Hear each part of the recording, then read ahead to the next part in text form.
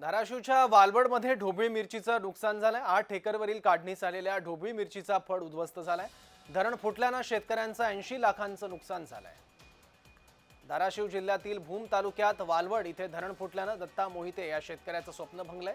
21 लाख रुपये खर्च करून जोपासलेला ढोबळी मिरचीचा प्लॉट धरणाचं पाणी शेतात जाऊन उद्ध्वस्त झालाय।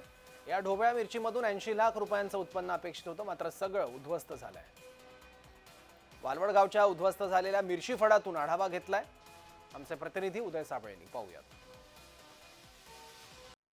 मिरचीला 51 रुपयांचा भाव ठरला। व्यापाऱ्याने इसार पाठवला, मात्र शेतकरी दुसऱ्या दिवशी मिरचीच्या शेतात पाहायला आला आणि मिरचीचं हे विदारक चित्र पाहायला मिळालं।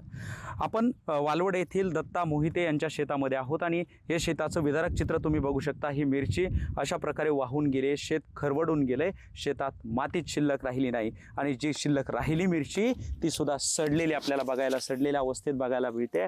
अक्षरशः पोटच्या लेकराप्रमाणे जपलेलं हे जे पीक आहे ते मातीमोल झालेलं आपल्याला पाहायला मिळते। खरं तर शेतकऱ्यांची अतिशय वाईट अवस्था ही आपल्याला बघायला मिळते।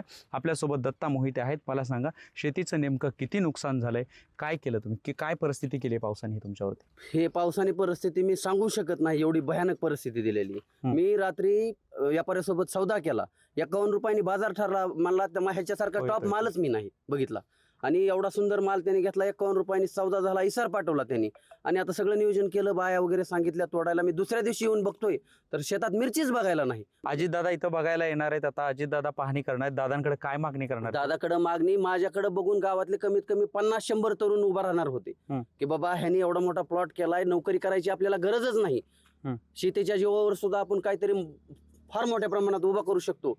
ही माझ्याकडे बघून लोकांना विश्वास निर्माण झाला होता आणि ते 100% उतरलं सुद्धा असतं। पण माझं स्वप्न एवढं बंगलेलं आहे की आता बघायला सुद्धा माझ्यामध्ये काही शिल्लक राहिलेलं नाही मिरचीमध्ये। खरं तर या शेतकऱ्यांना नियम अटी सोडून मदत करायला पाहिजे, अशीच मागणी शेतकऱ्यांकडून होते। उदय साबळे पाटील, जय महाराष्ट्र, धाराशिव।